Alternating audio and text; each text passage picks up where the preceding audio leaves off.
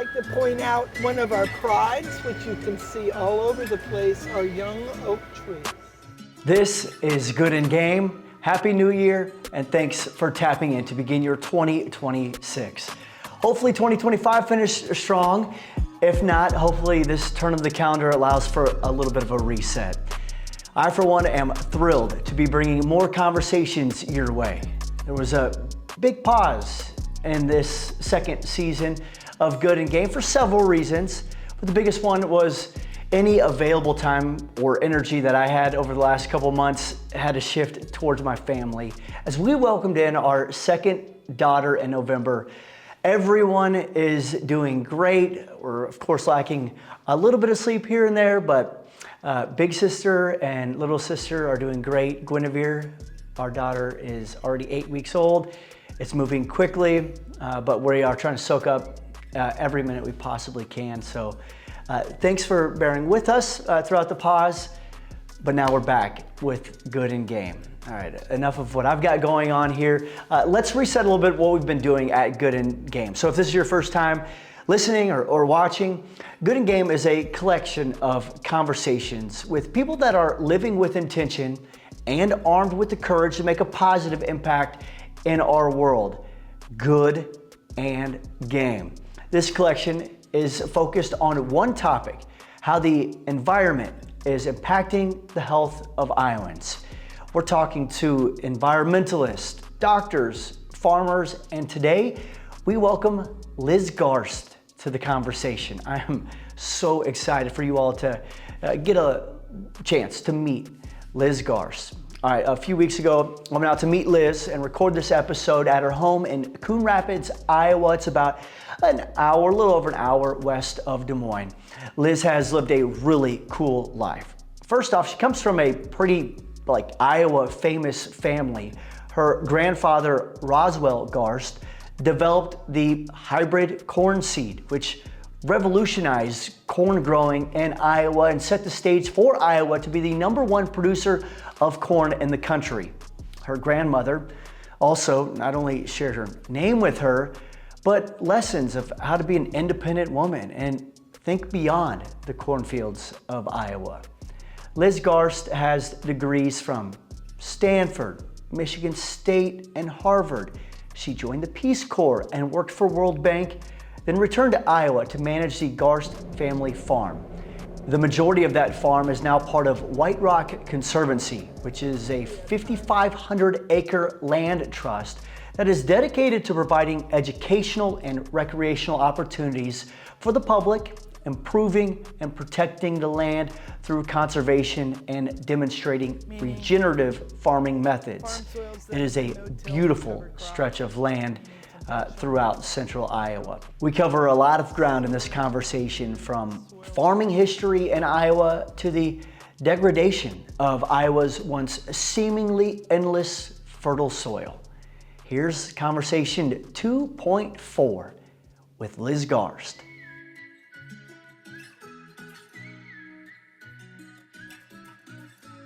Well, first off, thanks for having me out here. This is such a beautiful, beautiful home and location.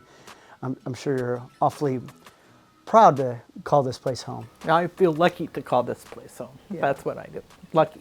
As I was preparing for this conversation, I started doing, just some background, and I can't believe I didn't think about it right away, but there's a little bit of a tie, and I'm really excited to maybe geek out on this before we get into the true meat of this story, or this conversation. But as I was doing the background, I didn't realize that your family has such a deep connection to Henry Wallace. Yeah. With the hybrid seed company, of course. I should have known that. I hope it's okay that this podcast is actually named kind of in honor of Harry S. Truman. Good&Game is the name of the podcast. His mother had a great quote, I believe, that basically when he was named president, her advice to him was, "Be good, Harry, but be game too," or when he was named president. And so I love that quote. Obviously, Henry Wallace and Harry S. Truman have their history as well, but I think it's such a cool connection between between the two. Yeah. Henry Wallace has such a, I don't know, a profound impact on the history of Iowa, of this country. And it's, interesting that kind of at the time he was considered too progressive to be in the position of vice president. And now we kind of look back on him as someone that made such an important impact on not only your family, but the state. Yeah, he was. I was on a committee appointed by the Des Moines Register to identify the most influential citizen of the last century in the year 2000. And we named Henry Wallace as the most influential citizen of the prior century because he was amazing in a lot of ways. I want to start with just the Garst family and how you all started here in this property. Take us back to Sure. What this farm is to you and to your family. My family moved into Iowa in the, I think, 1850s maybe. My great-great-grandfather moved to Boone, Iowa. He was a doctor and a storekeeper. And Iowa got settled by its rivers. So Boone was a real early town in Iowa because it was on a major river. My great-grandfather apparently went broke there, and so my two great-grandfathers picked up his inventory and the old man and moved them to Coon Rapids to start the first store in Coon Rapids. The first general store was the Garst store, started by my two great-grandfathers, which brings me to the fact that my parents are second cousins. My two great-grandfathers were brothers who started this store in Coon Rapids. They started buying land right away. I think the home farm, the main farm headquarters of our family, was purchased in the 1880s. And then over time, they kept buying more and more land. My grandfather started a seed company. In 1930 was their first year of sales in basically a partnership, which was later defined as a franchise relationship with Henry Wallace and Pioneer Hybrid Seed Corn Company. My grandfather was the salesman of this new industry, the hybrid seed corn industry, which transformed agriculture. It was the first cash input. Before then, we were saving our own seed, no cash, using manure as fertilizer and nothing else, no cash. The power was draft horses raised on the farm and fed crops from the farm, no cash. And hybrid seed corn was cash input, and it really changed everything. It went really fast because it was a fabulous product. It double yields overnight. And within 10 years, pretty much everyone in the Midwest was using this brand new cash input. Roswell was right at the leading edge of that transformation. Hybrid seed in turn allowed a lot of other transformations. In 1930, we were still hand-picking corn and throwing it against the bang board, 1 ear at a time. And the problem was that corn was so uneven, pre-hybrid seeds, that a lot of the corn was 10 feet in the air, a lot of it was on the ground. There were 2 ears or no ears. It was so uneven that you had to hand-pick it. They hadn't invented a corn picker yet. The hybrids were uniform, and they early on had a stiff stalk gene bred into them so that they could at last invent the corn picker. And once they had the corn picker and the tractor to pull that corn picker, then they had the tractor to plant. So mechanization in corn production, Midwest agriculture, didn't really come till after hybrids. Next big innovation was fertilizer. Roswell was very involved in introducing commercial fertilizers into the Midwest. And in fact, my great uncle was the czar in charge of converting nitrogen bomb factories to ag nitrogen factories right at the end of World War II, which is when nitrogen use really took off in the Midwest. He was also very involved in how we feed cattle in this country.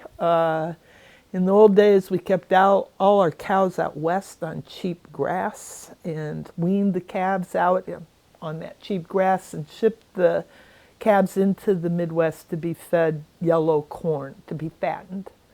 Roswell was an early leader in the fact we have a lot of cheap feed here in the Midwest, cellulose, otherwise known as corn stalks, corn cobs, corn leaves.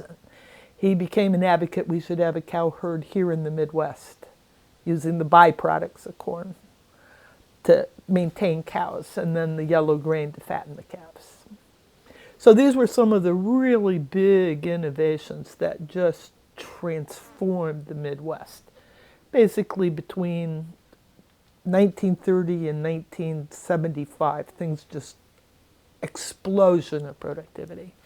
And to this day, productivity is still going up, especially thanks to genetics. Yeah, it is. It's probably hard to deny. I mean, your family's history and the history of corn in the Midwest are inextricably linked. Yeah, they are. The progress of your family, the challenges of your family have all been tied to the success of corn. This is, I'll just kind of let you roll here. I mean, how significant was the introduction of the hybrid seed for corn? It was everything, as I've just described. The hybrid seed then not only doubled yields overnight and is increasing yields at the rate of something like 2-3 bushels a year even now, decades later. Corn yields are still marching upwards, basically because they've breeding corn now to manage drought better. It's becoming a drought-tolerant crop. My favorite fact, for example, is that they now breed the leaves to collect dew in the morning and deliver the dew to the roots. That's a drought adaptation that corn breeders have put into corn now. That's amazing.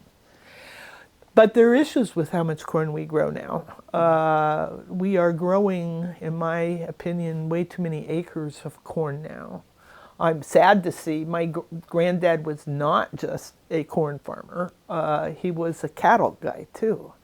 And he loved land. And after the Dust Bowl times in the 30s, a huge amount of land around here was really badly trashed out.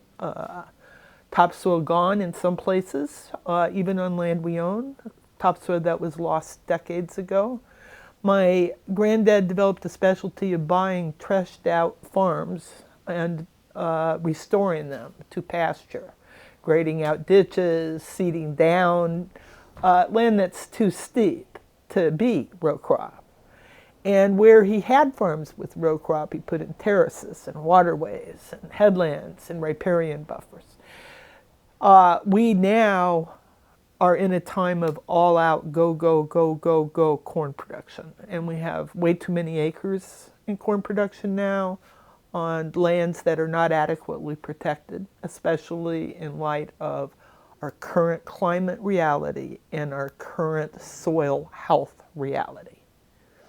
Okay. I want to touch on that at some point, but I do want to get to know you a little bit more as well, just the person that Liz Garst is and has become.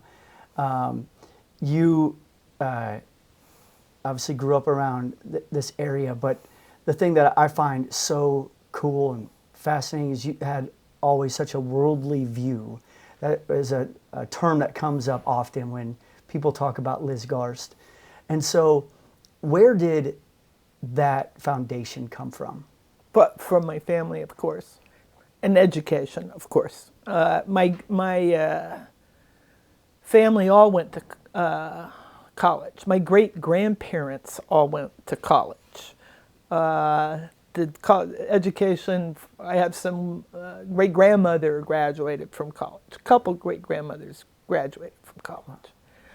Roswell, by the way, never graduated from college. He kept dropping out to continue his on-farm experiments. But I was blessed with a great education. I have a fabulously good education, if I don't say so myself, and thanks to my parents and some hard work.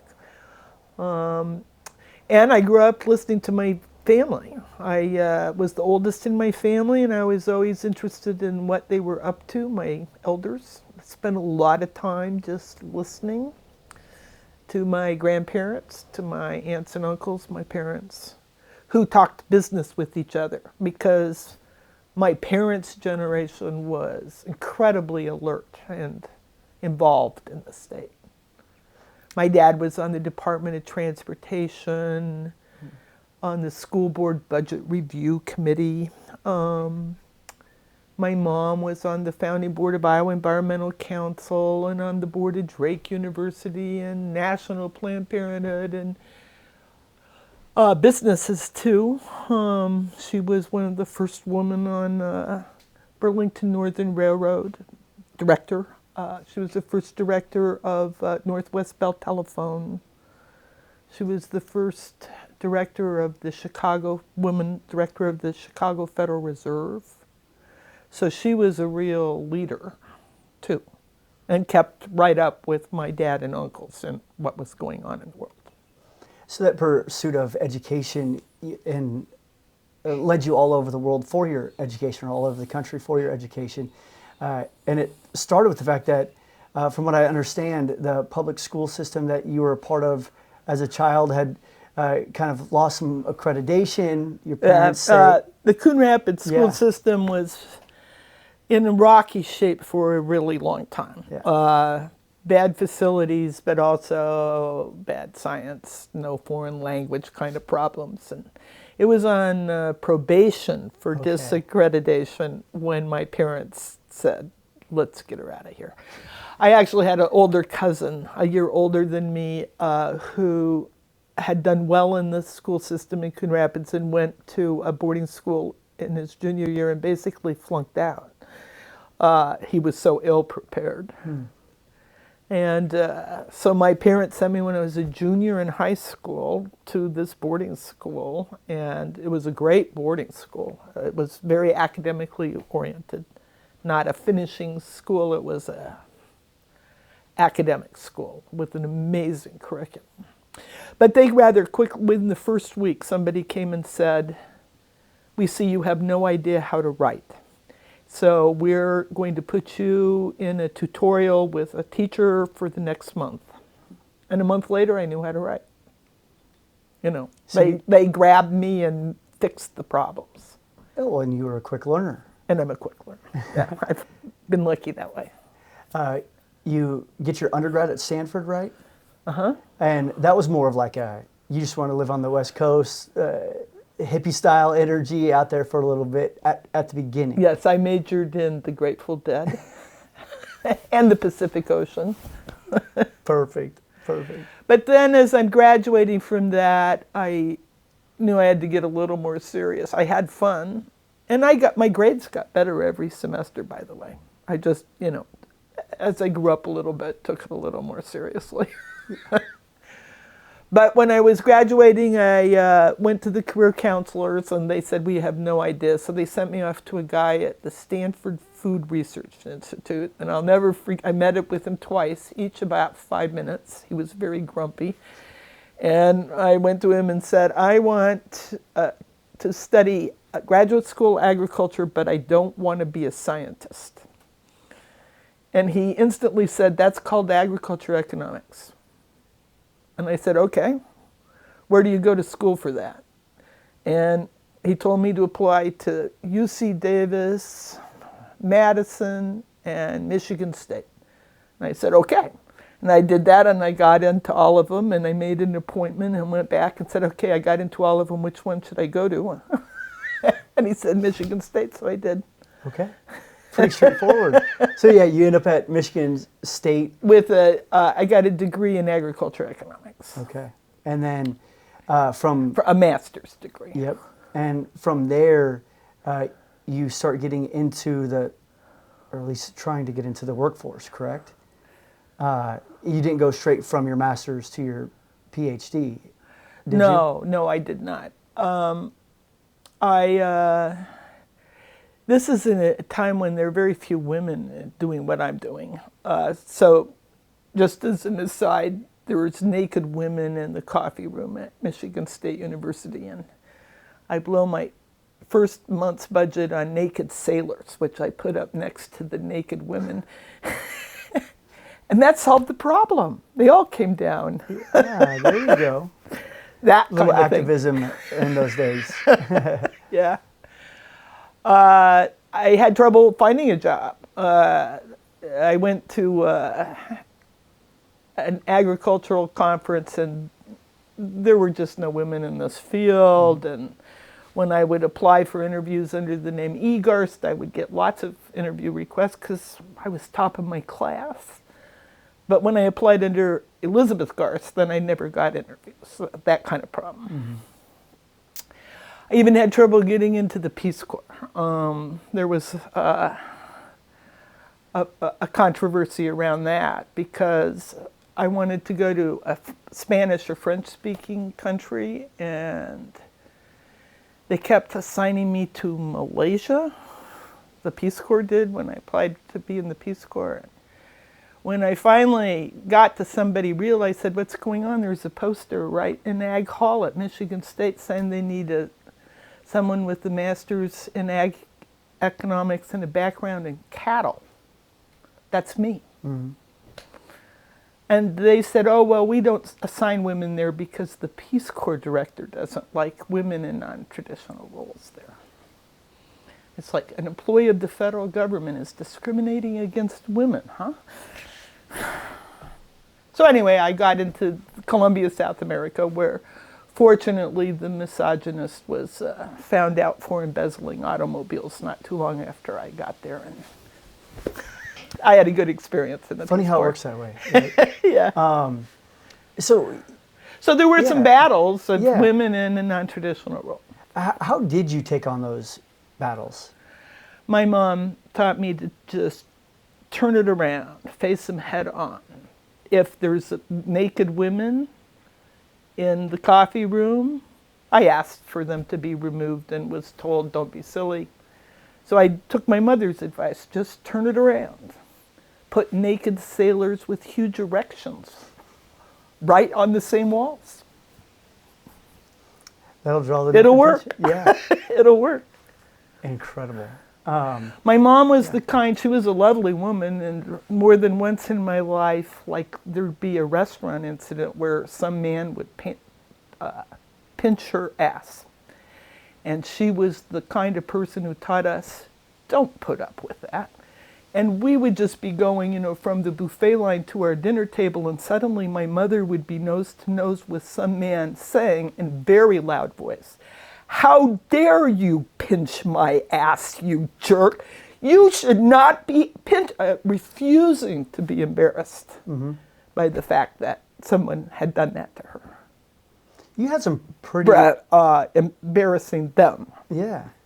You had some really powerful and incredible women in your life. You've talked a lot about your mom, but your grandmother from that same cut too. Well, both my grandmothers were pretty powerful women. Yeah. My mother's mother was the book editor for Better Homes and Garden magazine. She was a career woman. She wrote book reviews. And my grandma ran the farm while my granddad was out selling seed corn. That obviously has carried you. Just that energy in your life has continued on. What are some things, I guess, beyond your education and some of those challenges that you faced that you were up for? You were the one sticking your nose in and well, I think my family did a great job of instilling in all of us a sense of adventure and that the world's a pretty big place. So although we were relatively well-to-do, my parents made us work because, they believed in the work ethic and weren't going to let us be rich kids. So we worked on the farm. I delivered a Shoppers News Weekly, starting when I was pretty little, but they took care of all our basic needs, our food, our clothes. They paid for college and graduate school and more school. So they encouraged us to use this money that we were making, because they were requiring us to work, on travel. We were kind of nudged into, you got some money here, go travel with the money you just made. And that was great. I, got to go to Europe in high school, and I did a trip around the world when I was in my early 30s. And I was in the Peace Corp in Colombia, South America for 2.5 years.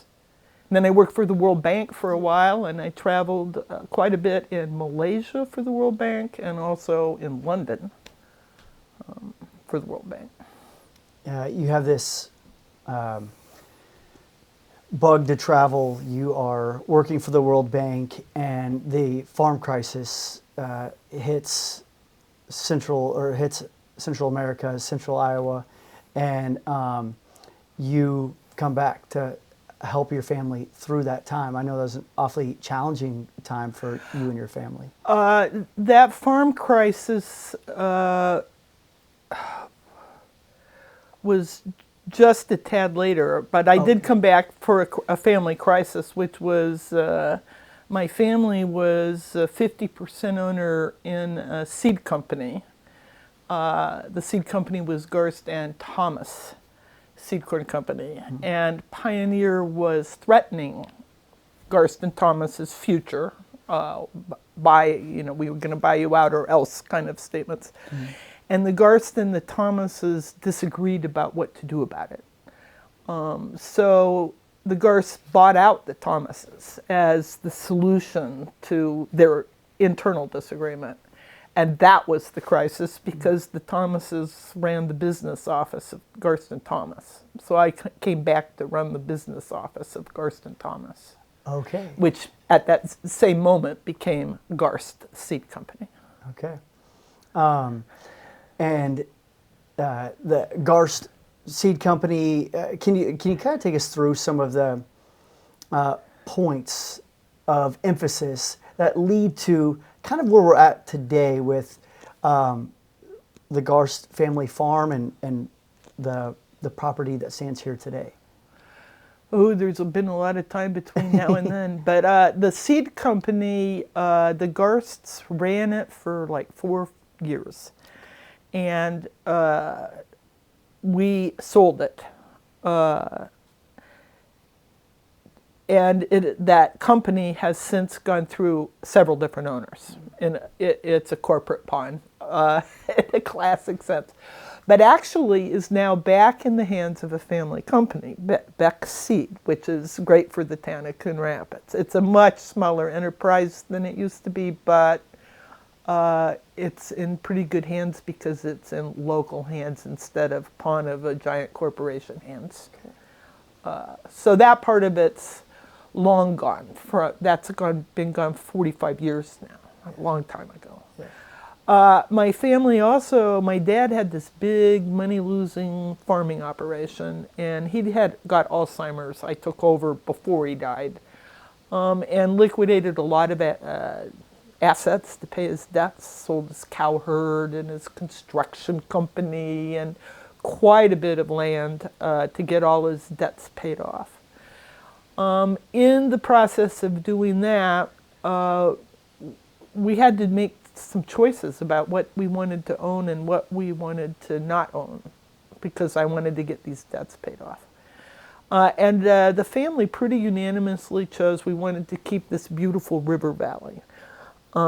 We also kept our banks, which means we also kept a really good source of income. And I run some banks, and they've done very, very well for us and keep us all very comfortable.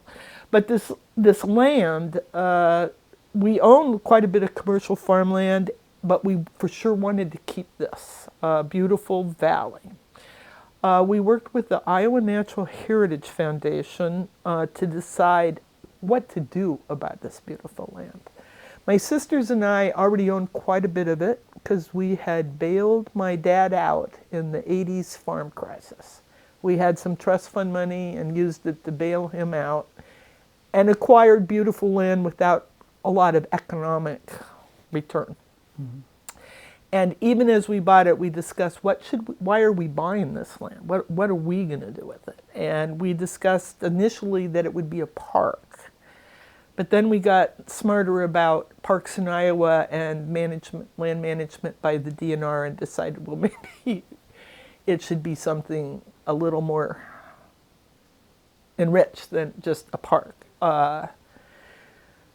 So Iowa Natural Heritage helped us. They advised us to assemble a team of experts to just see what they thought about all this. And one of the most influential was Fred Kirschman, who just died. He had a stint as the head of the Leopold Center, and he's the one who really brought home how important agriculture is, even in this core valley, which is only some agriculture, but a lot of pasture ground, and then natural lands, conservation reserve program lands. This valley is, almost all of it is, one way or another, agricultural purpose.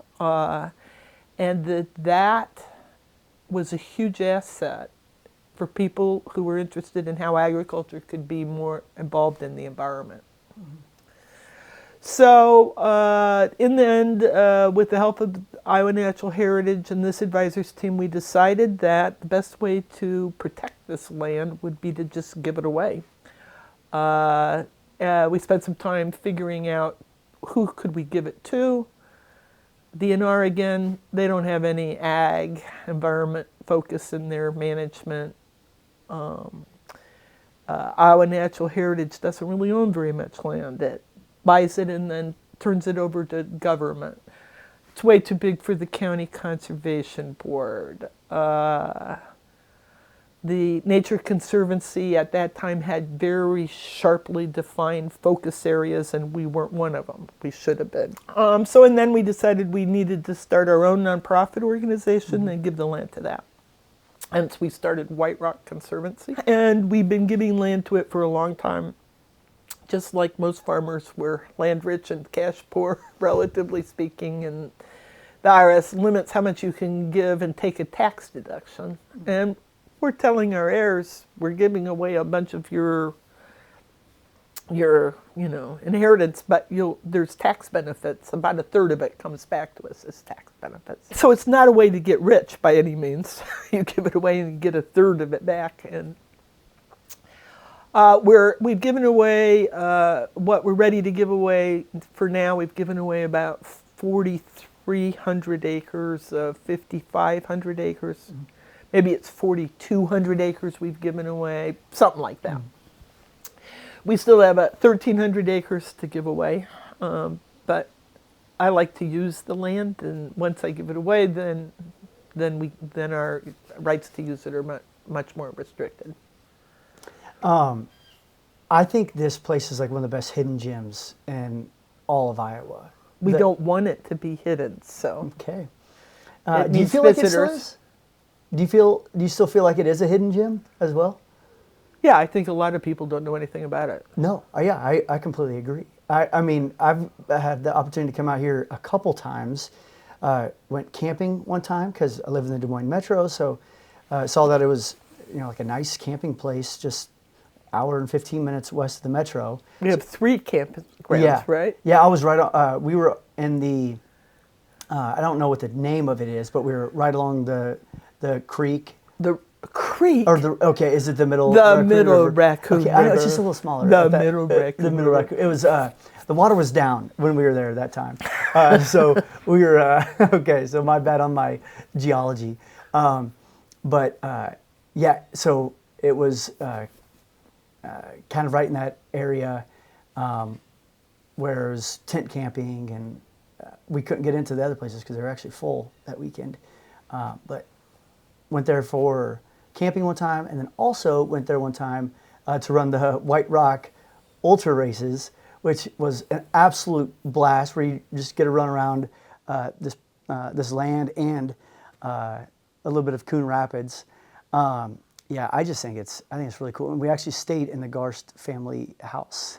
So what is the where does the house, what significance does it hold in your all's family? That was my grandmother's house. Okay. I never slept there because, my parents lived a mile away in town. But I spent a lot of time in that house, especially because I worked on that farm as a teenager.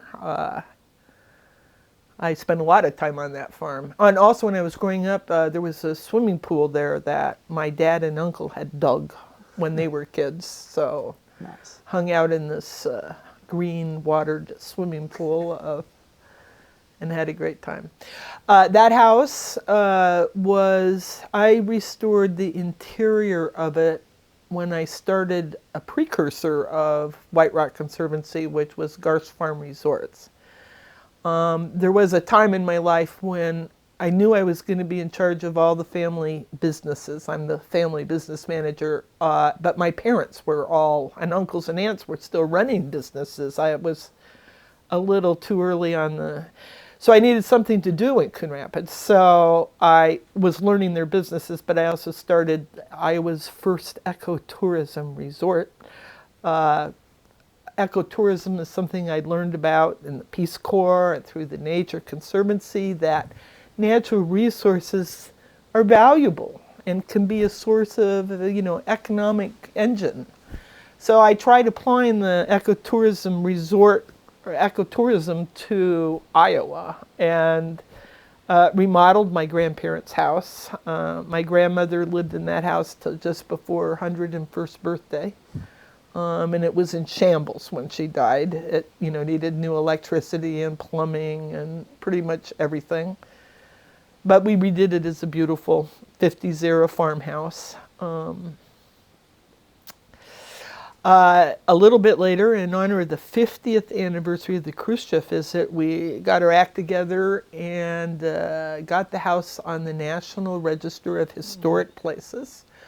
And I was there when we got that award, and it was fun because we were deemed, nationally significant, even internationally significant, because of the Khrushchev visit. Yeah. That's the headquarters of where he hung out when Khrushchev visited. So a few years ago, we got grants together and we restored the outside of the house. Okay. We worked the windows and the siding and the roofs, and so the house is, built to be there for a while now. So how, it's still touted as like a working farm still. How much of it is a working farm, and how does that run within the Conservancy?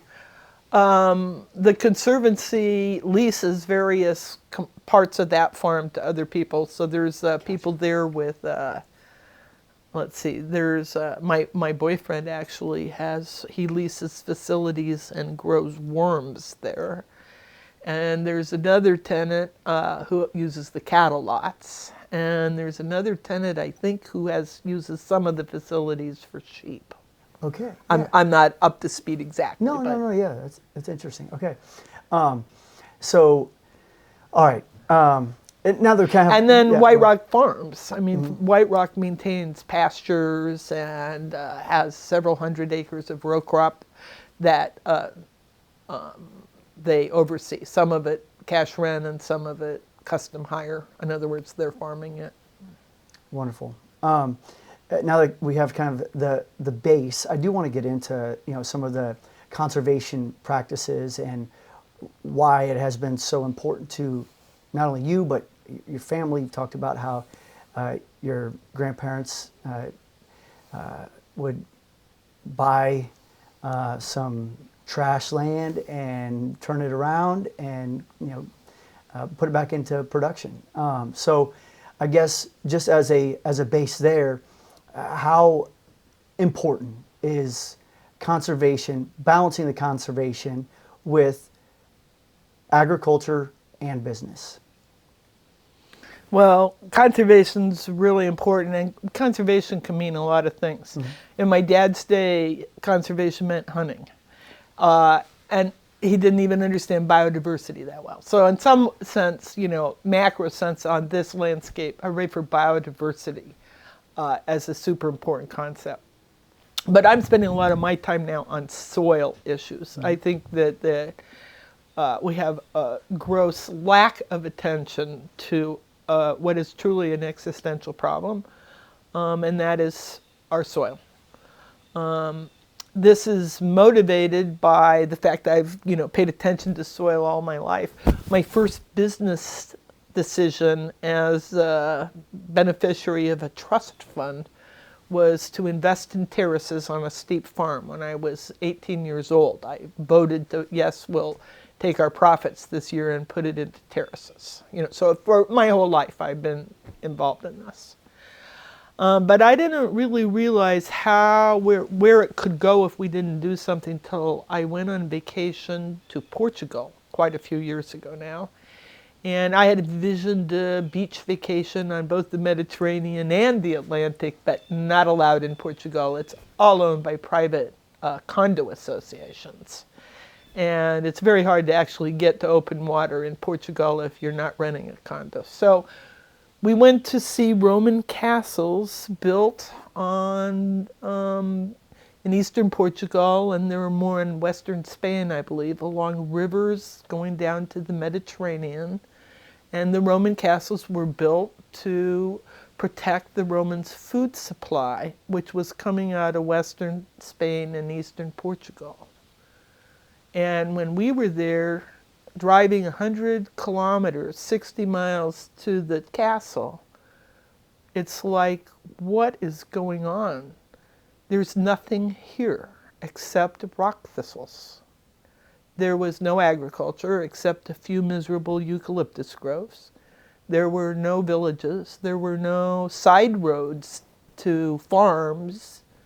As far as you could see, there was 100 kilometers of rock thistles in what had been the Roman Empire's breadbasket. And it was just shocking to see what land looks like when it doesn't have any topsoil left. It was kind of gray dust and rocks. That was it. No agriculture. And it was like, wow. This is terrible. So in Iowa, we've lost more than half our topsoil. We've lost half the organic matter in the topsoil we have left. We've lost almost half of the nitrogen or inherent fertility in the soil we have left. In terms of health and environment issues, we're basically down to a quarter of the filter we started with. If the filter is the organic matter in the soil, and we're down, half the soil is gone altogether, and the soil that's left has lost half of its organic matter. We're down to 1/4 the filter we started with, which is very alarming.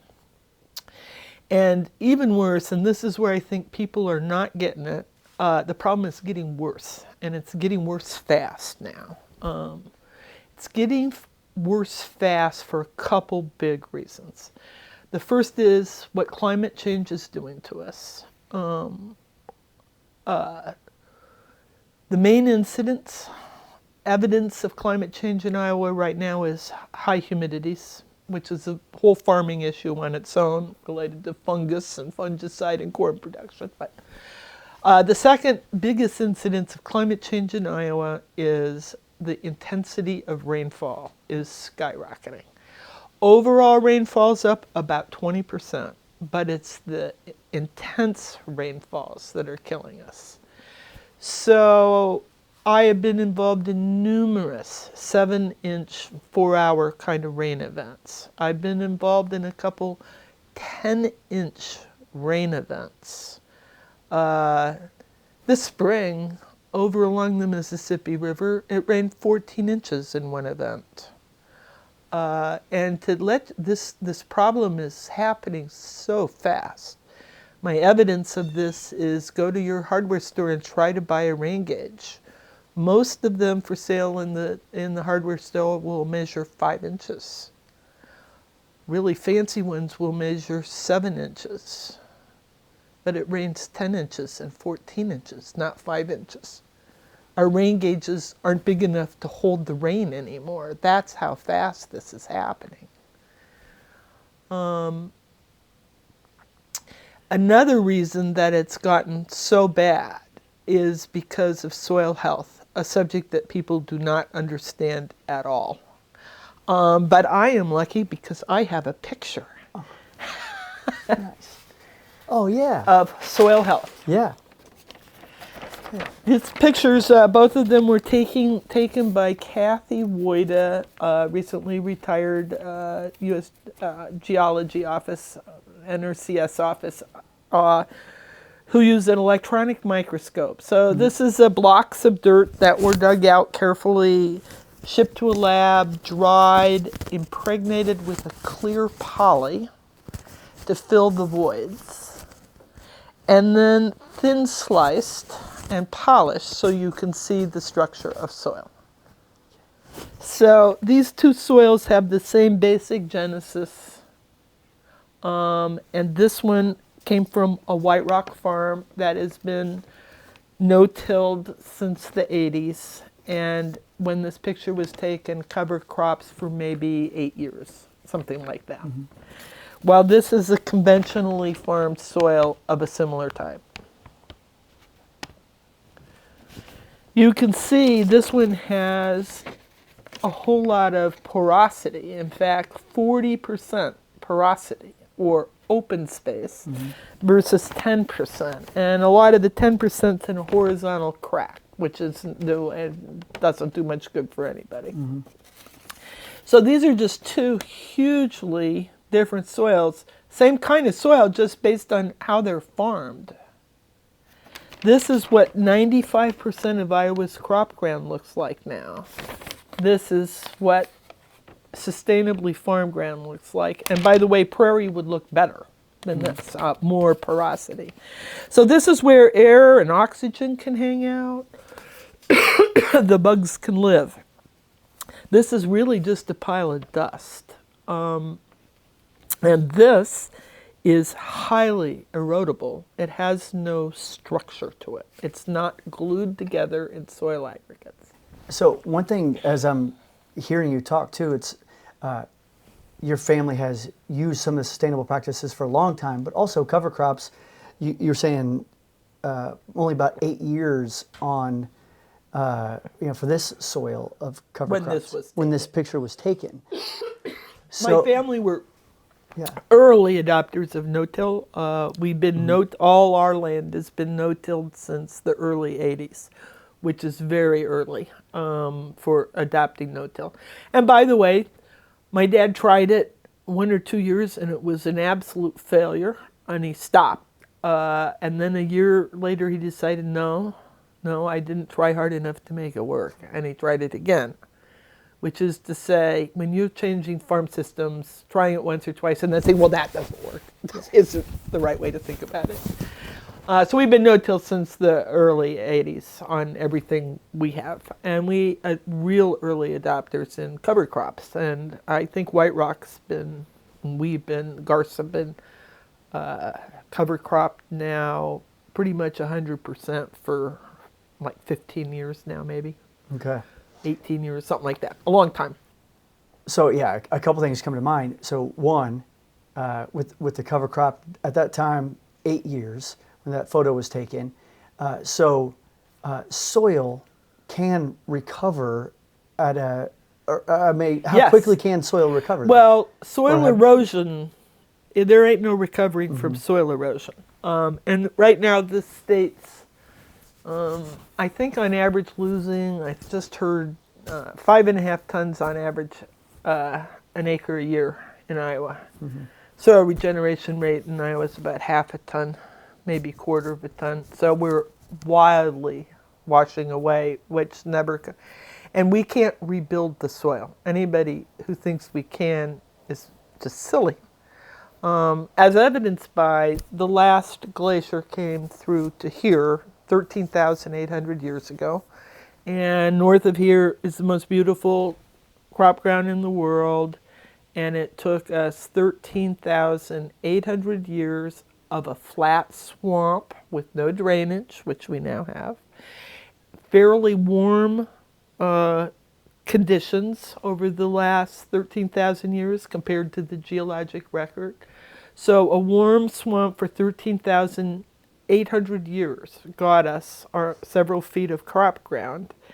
And that was under perfect conditions. And on top of all that, freshly ground up granite. Nothing better for a good soil to start than some freshly ground up granite thanks to the glacier. Perfect conditions. It took us 13,800 years to get it. We've lost it in 150. It's going to take us way more than 13,800 years to get it back because we don't have those perfect conditions now. How has using the conservation practices impacted the bottom line for you all? There's a huge controversy as to whether, say, cover crops pay. And I am an absolute believer that they pay. And in fact, I've run linear regression analysis on our yields compared to county average yields on 8 farms we sold a couple years ago. So 2,000 acres, 8 different tracks, both for corn and for soybeans, compared our yields to county average yields. And on about half of that farmland, we gained on county average yield 3 bushels an acre a year. It pays to do these practices, is my absolutely firm opinion on this. But I also argue with people, who cares if it pays because of these gully washers we've got.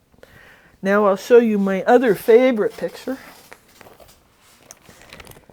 In the background is a white rock field, which had been no-tilled since the early mid-'80s and had been cover cropped, I think, for 6-7 years when this picture was taken. And in the foreground is our neighbor. This is right on 141. Both these farms are completely flat, same soil. They're absolutely equivalent except in how they're farmed. This farm was a seed demonstration site where you little tent in August and a field day and look at hybrids. This was right on the highway, so it was very visible, good field. And it had this contract. And it rained 7 inches in 4 hours. A third of our neighbors' corn plants washed away. Those corn plants could have paid for cover crops for 10 years, no problem. But way worse than the corn plants that washed away, the topsoil in 2 huge ditches washed away. You're looking at ditches that opened up and moved tons of topsoil. They lost their contract for a seed demonstration site because the field's too uneven now. These 2 ditches have real yield hits because a lot of the topsoil's gone, and that topsoil's gone.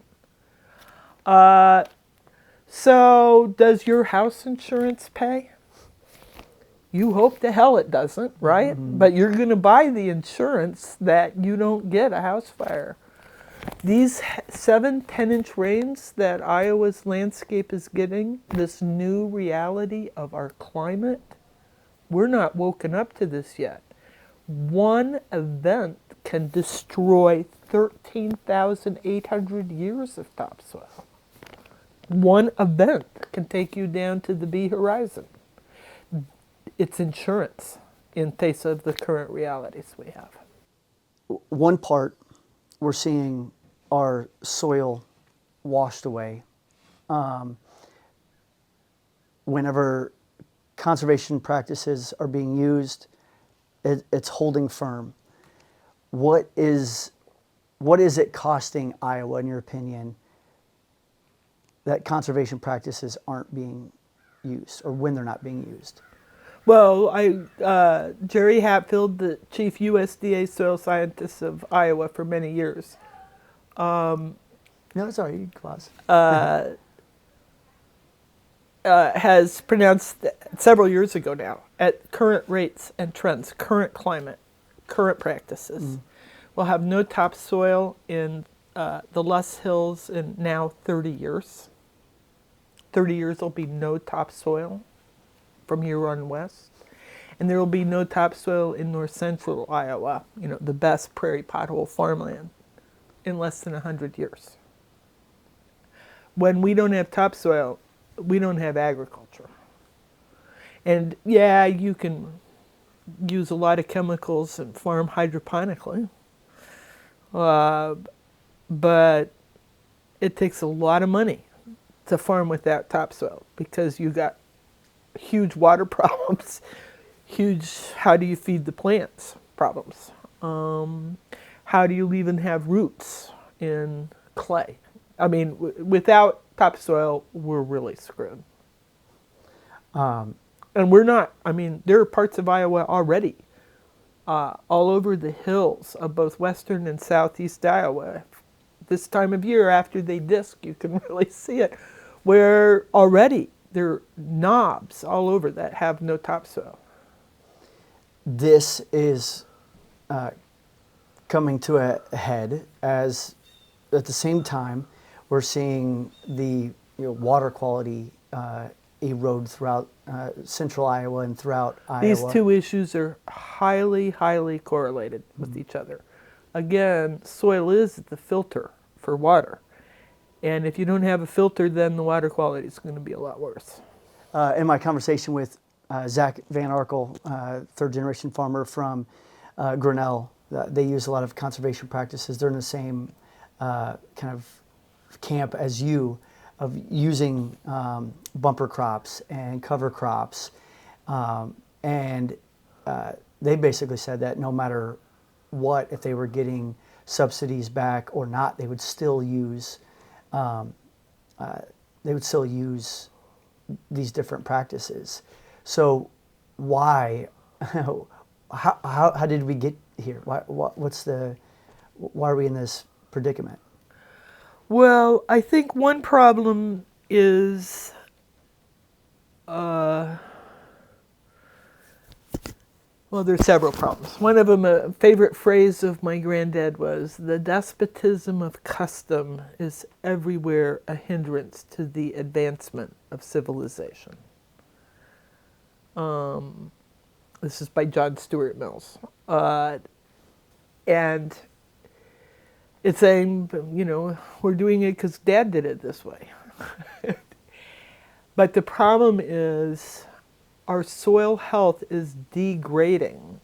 And the more our soil is degraded, the more erodible it is, as I'll show you in this demonstration. Dirt just moves when it has no structure. People are not understanding that our conventional corn and soybean system degrades soil very badly. And that as we degrade the soil, we're increasing the erosion rates. And that combined with the climate reality that these torrential rains hit. And where that, in fact, in the local bowling alley where farmers talk, you know, well, that was an act of God. We couldn't help it. Well, maybe you can say that the first time it rained 10 inches. But can we say that the second time it rained in 10 inches and just in a 10-inch rain? I was once in north central Iowa, around Iowa Falls, gorgeous land, beautiful land, right after a 10-inch rain, the morning of a 10-inch rain. And I just watched topsoil move across the landscape to the stream. It was horrifying to see what 10 inches of rain will do to exposed, disced up, if it's been tilled especially, even if it hasn't been tilled, if it doesn't have cover crops, it's moving. And people are not accepting this fact that they too are going to have a 10-inch rain. It rained 10 inches on the north side of Des Moines and Ankeny a couple of years ago, and I was like, good. Because a lot of legislators live there. And, people were acting like I was crazy about these 10-inch rains. I'm not crazy. They're real, and they are destroying Iowa. And we just have to harden our landscape. It isn't just cover crops we need. We need those. I really think we need those bad to harden the landscape. But we also have a lot of crop ground on hills in Iowa. And we have two choices there. I do think we need to get back to a different kind of agricultural production system in the United States. Right now, we're all out production for the benefit of corporations, in my opinion. The vendors to agriculture and the marketers of ag products love to move government money through farmers who never keep their hands on any of it because the vendors get it all. We need to stop this all-out production system we've got and get back to supply control, which is what we had from Franklin Roosevelt till the mid-'80s. We have a great problem in America. Our wonderful problem is that we produce more than we have demand for. And now we're solving that problem by boosting demand through ethanol in particular. By my back-of-the-envelope calculation, every gallon of ethanol costs 17 pounds of topsoil. We're mining our soil for gasoline, which is a hydrocarbon. I mean, ethanol isn't, but it's a gasoline additive. It's terrible what we're doing. I've never heard it framed as, we think of ethanol, you think of, to just the layperson like myself, think of it as a cleaner version than the oil. Instead of digging and getting, taking oil and turning it into gas, you're taking something that we already have and making a cleaner, more sustainable, quote unquote, sustainable product. But when you frame it as... If we took the acres of corn that go into ethanol and put in solar panels on that same land, we would solve the energy problems of the whole world. I don't know how much, but ethanol is not really a climate-friendly solution. It's maybe a wash, but that's only if you don't count the topsoil we lost. Yeah, the mining of soil. The mining of soil. And we are mining soil now, big time. So in addition to cover crops, any kind of slope, especially given these heavy rains, we need to harden the landscape. And what that really means is we need a lot more grass on the landscape. Not necessarily whole farms, like whole farm CRP, but the parts of farms that are vulnerable, are bad. We've got to get back into grass. Steeper slopes along the banks of rivers that flood, around the edges of fields where chemicals roll and also machinery compacts. We need terraces, contour buffers, waterways, riparian buffers, and headlands. Structures, literal grass structures that help try to keep the landscape from running away in 10-inch floods. That doesn't take away the need for use of fertilizer. So how can you balance the use of fertilizer for crops while also having these conservation practices? This is a big struggle we have right now. I think this is right back to the nitrate water pollution problem we have. I'm not sure I'll have this right, but Extension for years has talked about the 4 R's of fertilizer use, and I'm a big believer.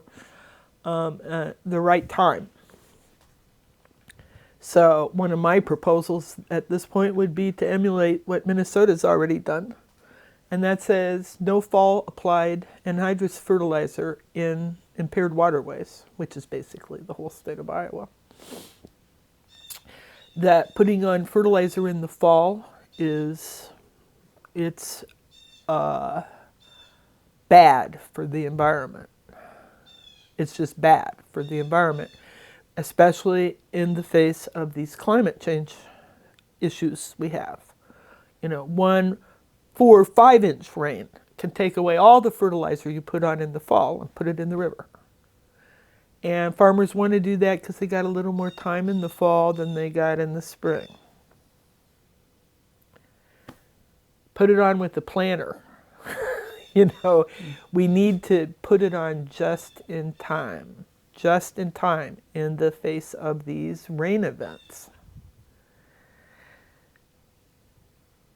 We got to put it in the right place, you know, right next to the root zone in the early spring, not everywhere. Other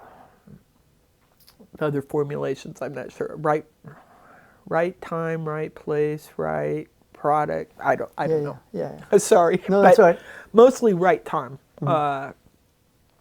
This is a true story. I'm a virtuous person, and this is my true story. I have a field, and I happen to be working with the Iowa Soybean Association on soil and tissue testing. We had a 10-year contract to apply hog manure from a neighbor.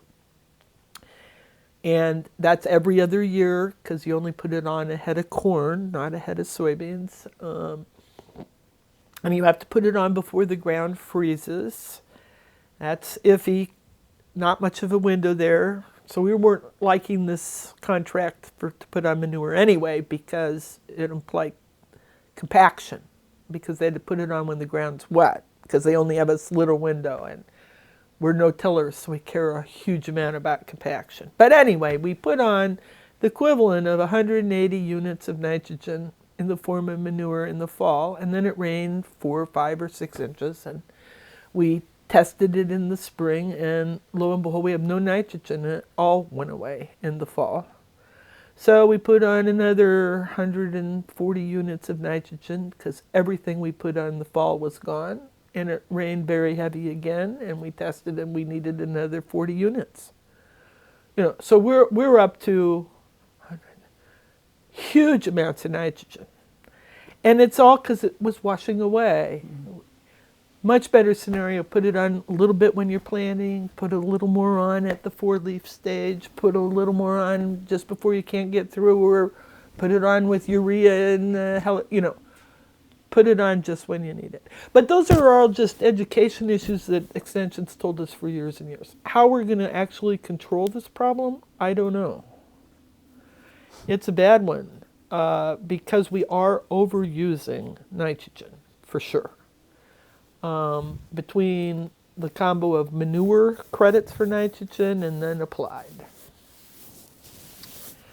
Part of it's because of the climate change issues. I just explained why I put on a lot more than you're supposed to. And so there's those kind of phenomena, but there's a lot of nitrogen being used. How to regulate it, I don't know.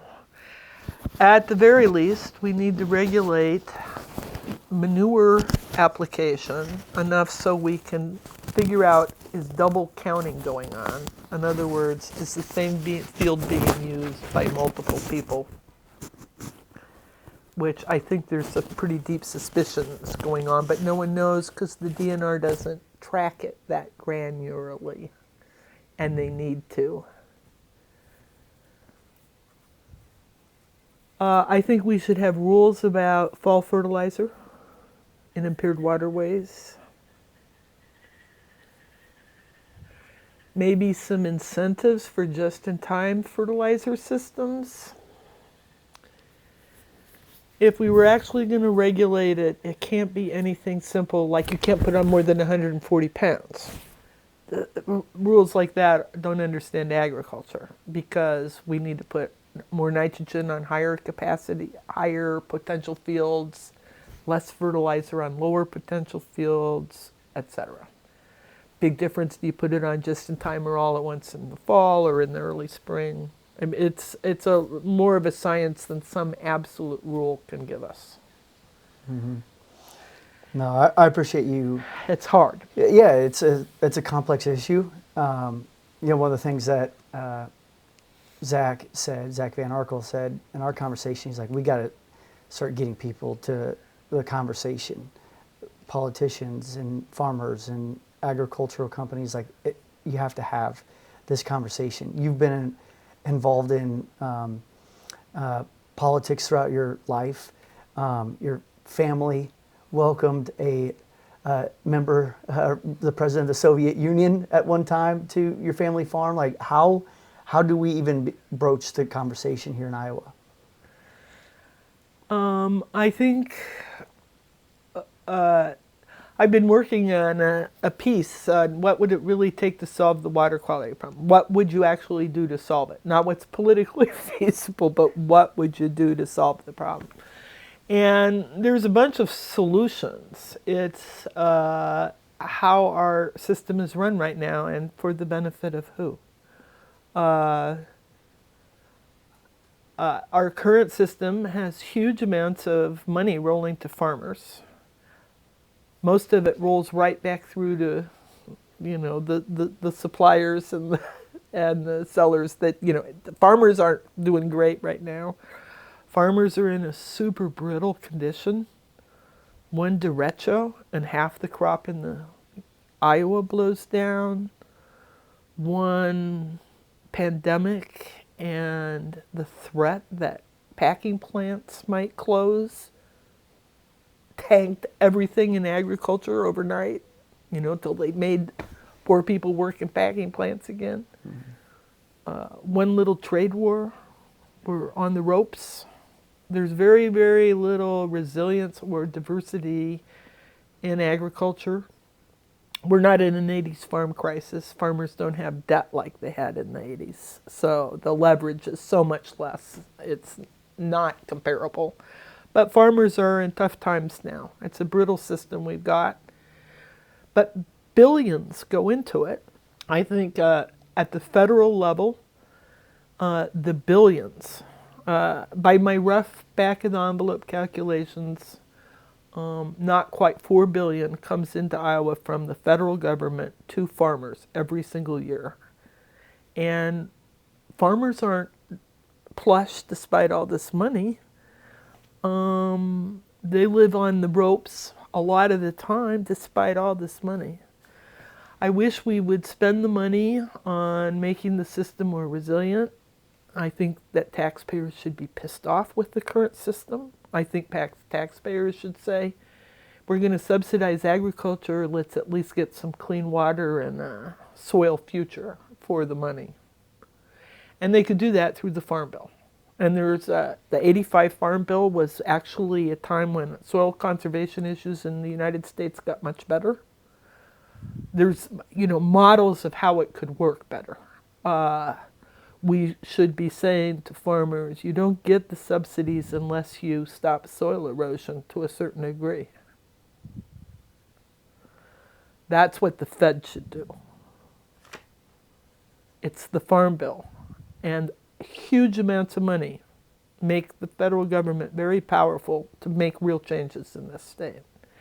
We also need to go back to supply control rather than demand geeking farm bills. We need to get out of ethanol.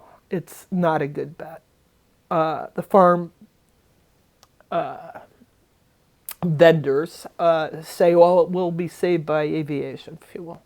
But our crop production systems are so uncarbon friendly, despite what farmers say, that's not in our future. I don't think aviation fuel is going to save ethanol. Ethanol will otherwise, of course, be on the ropes if we can get back, and I confidently we will because we have to, electric vehicles. And once again, ethanol is a hydrocarbon additive. So we need to get away from ethanol, but as a farmer, we can't just say, oh, we're done with ethanol. We're going to need to drop the acres of corn and soybean production in the United States. We have way too many acres of crop on our landscape. We need to reduce those acres as we reduce the subsidies to ethanol. We have to unwind from this all-out production system we've got. And the federal government's got the money and power to do that. We can go back to I mean, way old language of land banks, but, you know, in the 70s, 50s, 60s, 70s, it was set-aside programs where the government would get you to not farm land to control supply to keep the price decent. Some of this stuff can be a little heavy and a little daunting. What's something that gives you,